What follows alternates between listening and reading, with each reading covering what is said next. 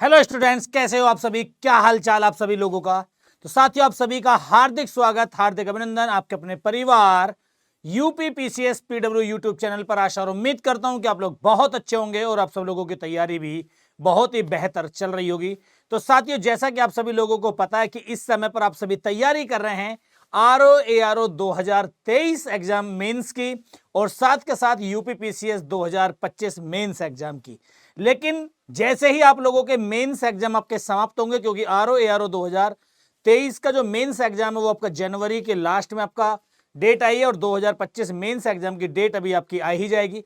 तो इसके बाद अब आपके आगे की प्रोसीजर क्या होनी है, क्या पढ़ना है, तो इन सब के लिए साथियों, क्योंकि आरओ जो आपकी न्यू वैकेंसी 2026 में आनी है, तो उनकी तैयारी के लिए जो छात्र पहली बार तैयारी कर रहे हैं, तो उन सब के लिए कि नोटिफिकेशन कब तक आएगा, क्या योग्यता होती है, वैकेंसी कितनी हो सकती है, सैलरी क्या है, एग्जाम डेट क्या है, इन सब चीजों को लेकर के ये वीडियो मैं लेकर के आपका आया हूं। तो सबसे पहले हम बात करेंगे आपकी कि आरओ 2026 की जो वैकेंसी है वो आपकी कब तक आ सकती है, कि न्यू वैकेंसी आपकी कब हो सकती है और इसके साथ साथ टोटल पोस्ट आपकी क्या हो सकती है।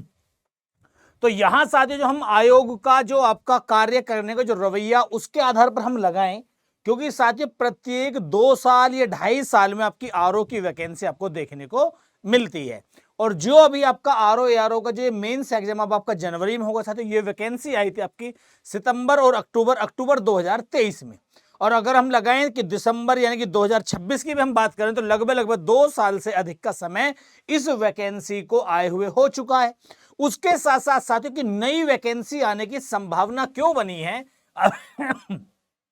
अभी साथियों आपने देखा होगा कि कुछ करीब करीब 200 पोस्टों को प्रमोशन देकर के आरओ से एसओ बनाया गया था। एसओ यानी कि सेक्शन ऑफिसर, अनुभाग अधिकारी, यानी कि कुछ आरओ जो समीक्षा अधिकारी हमारे विभिन्न सचिवालय में लोक भवन में बैठते हैं, तो उनको प्रमोशन देकर के सेक्शन ऑफिसर बनाया गया, यानी कि कुछ पोस्ट हमारी आरओ की खाली हुई हैं और ये काम हुआ आपका नवंबर में। तो डेफिनेटली साथियों आपको वैकेंसी आपको देखने को मिलेगी। अब बात आएगी कि वैकेंसी आपकी कब आ सकती है। तो साथियों आप लोगों को पता है कि जनवरी में आपका यूपी पीसीएस का कैलेंडर आना है। जनवरी के पहले हफ्ते में आ जाए या दूसरे हफ्ते में आ जाए या मिड जनवरी में आ जाए, तो उसमें देखने को मिल जाएगा कि मेरे अनुमान से, हमारे अनुमान से साथियों, जो आपकी न्यू वैकेंसी वो जून और जुलाई में आपकी आ सकती है साथियों, किसकी? आरओ की। अब हम बात करते हैं सर पोस्ट कितनी है, क्योंकि मैंने भी आपको एक बात बताया कि 200 के आसपास साथियों कुछ जो हमारे समीक्षा अधिकारी थे उनको प्रमोशन दे करके, पदोन्नति करके उनको बनाया गया अनुभाग अधिकारी यानी कि सेक्शन ऑफिसर।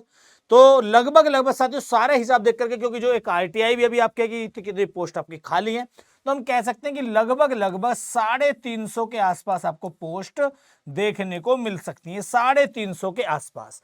तो ये बात हो गई साथियों कि आरओ की वैकेंसी कब तक आ सकती है, वैकेंसी पोस्ट कितनी हो सकती है, क्योंकि अभी आरटीआई के अनुसार भी पता चला कि कितनी पोस्टें खाली थी हमारी और कितने हमारे पदोन्नत होकर के एसओ बना दिए गए हैं। अब हम बात करते हैं कि भैया क्या क्या इसमें एजुकेशन क्वालिफिकेशन होती है, क्या चीज इसमें मांगी जाती है। तो 2 पोस्ट होती हैं, एक आरओ यानी कि रिव्यू ऑफिसर यानी कि समीक्षा अधिकारी जिसको हम कहते हैं, एक पोस्ट हमारी होती है एआरओ यानी कि असिस्टेंट रिव्यू ऑफिसर यानी कि सहायक समीक्षा अधिकारी, की समीक्षा अधिकारी की सहायता करने वाले, सहायक उनको असिस्ट करने वाले। तो आरओ के लिए साथियों सिंपल एज आपकी 21 से 40 साल की मानी जाती है जनरल यूआर कैटेगरी के लिए। उसके साथ साथ जिस कैटेगरी में आप हो, एज रिलैक्सेशन आपको एज आ यूपी गवर्नमेंट आपको सब प्रोवाइड होता है, सब मिलता है आपके कैटेगरी के हिसाब से। क्वालिफिकेशन साथियों ग्रेजुएशन होनी चाहिए आपके एनी स्ट्रीम। एनी स्ट्रीम से यहां मतलब है साथियों, चाहे आप बीए हैं, चाहे आप बीएससी हैं, चाहे बीकॉम है, कुछ भी हो, किसी भी उससे हो आप, तो वो सब आपकी यहां पर एलिजिबल मानी जाती है। चाहे आप बीटेक है, चाहे आप एमबीबीएस है, यानी कि जो भी ग्रेजुएशन के इक्विवेलेंट हैं सिंपल, वो सभी इस पोस्ट को भरने के लिए एलिजिबल है।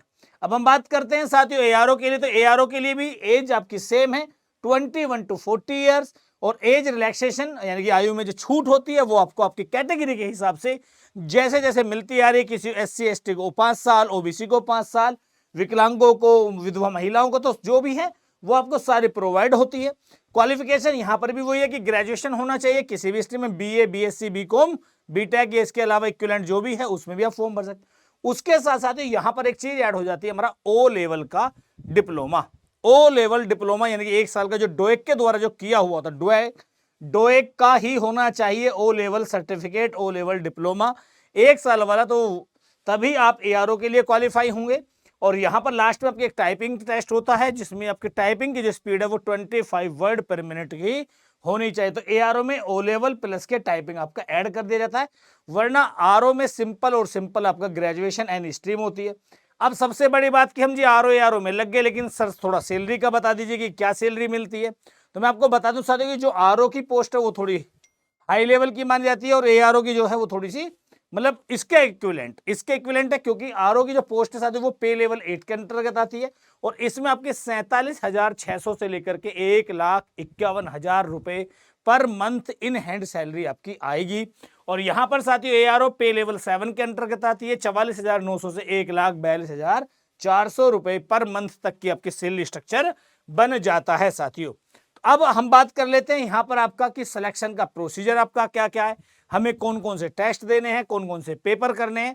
तो भैया सिंपल आपका सिलेक्शन प्रोसीजर है, 2 पेपर आपके यहां पर होते हैं, एक आपका प्री एग्जाम होता है, एक आपका मेंस एग्जाम होता है।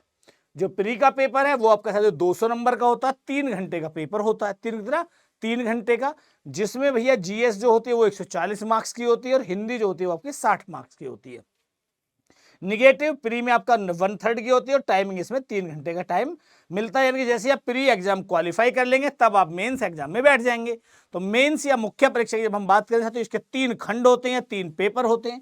पेपर 1 जीएस का होता है, पेपर 2 आपका सामान्य हिंदी और आलेखन का माना जाता है और पेपर 3 आपका निबंध का माना जाता है। तो अब इनमें हम देख लें साथियों कि मेन प्री की बात समझ में आ गया। तो प्री में क्या क्या जीएस में चीजें आपके कोर सब्जेक्ट क्या हैं, यानी कि सब्जेक्ट जीएस में जो होते हैं वो सब होते हैं, लेकिन हमें ये पता है कि ट्रेंड हमारा क्या कह रहा है कि पिछले एग्जामों में किस सब्जेक्ट से कितने क्वेश्चन हैं। हम कहते हैं कि जीएस में आपका कोर सब्जेक्ट आपका क्या है, ठीक है। तो हम इस पर चलते हैं अब आपका। तो भैया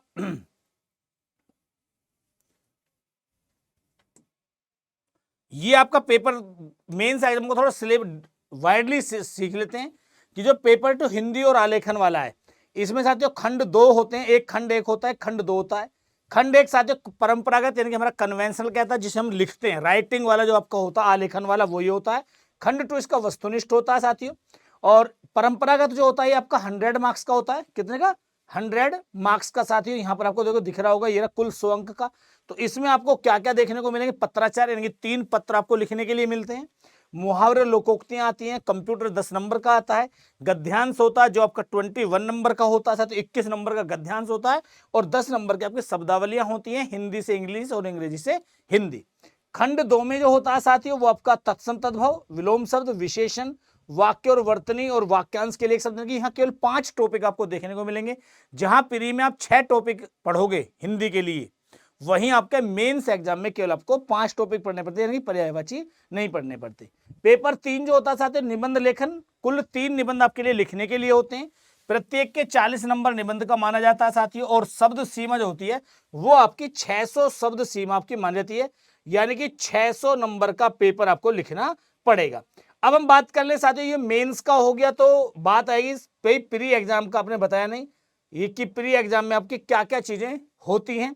तो भैया ये आपका जीएस का है, ये आपका हिंदी का है, ठीक है, जिसमें मैंने अभी आपको बताया कि जीएस जो होती है वो 140 मार्क्स की होती है और कोर सब्जेक्ट आपके क्या है, सबसे ज्यादा आपका क्या देखने को मिलता है। तो भैया इतिहास आपका आराम से 22 से 23 क्वेश्चन, 20 से 20 क्वेश्चन, पॉलिटी हो जाती है, करंट अफेयर हो जाती है, जनरल साइंस अभी जो लास्ट एग्जाम आपका प्री का जो हुआ था इस बार जनरल साइंस के साथियों 18 से 19 क्वेश्चन आपको देखने को मिलते हैं साथियों। और एक सब्जेक्ट और है कोर जो आपका माना जाता है भैया, वो है आपका ज्योग्राफी। कौन सा, ज्योग्राफी साथियों, ज्योग्राफी दोनों इंडियन प्लस वर्ल्ड दोनों आपकी कोर सब्जेक्ट में मानी जाती है। करंट अफेयर आपके 20 से 22 क्वेश्चन देखने को मिलते हैं, जनरल साइंस का मैंने बता दिया, यूपी स्पेशल और सेंसस, इकोनॉमिक्स, एनवायरमेंट और ज्योग्राफी, ये आपका जीएस के कोर सब्जेक्ट हो गए।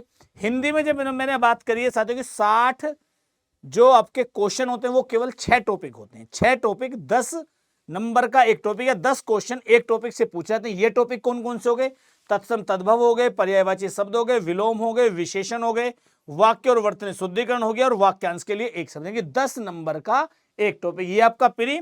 और मैं साथियों आपको मेंस का बता ही चुका हूं कि मेंस में आपका हिंदी और आलेखन का ये रूप होता है, यहां के पर्यायवाची हट जाती है और निबंध लेखन साथियों 3 निबंध आपको कुल लिखने पड़ेंगे, प्रत्येक का आपका 40 नंबर का होता है और शब्द सीमा आपकी 600 शब्दों की आपकी मानी जाती है भैया। ठीक है, तो चलिए साथियों जुट जाइए। अभी आप मेंस की अगर आप चाहते, अब देखो एक बात आती है साथियों की, अब आप तैयारी कैसे करें। अब आप दिमाग लगाइएगा साथियों की, अगर आप मेंस एग्जाम की तैयारी कर रहे हैं आरओ एआरओ की, ठीक है, तो उसके साथ साथ साथियों आप देखो paper 1 GS same as pre, यानी कि सेम पढ़ना पड़ेगा आपको।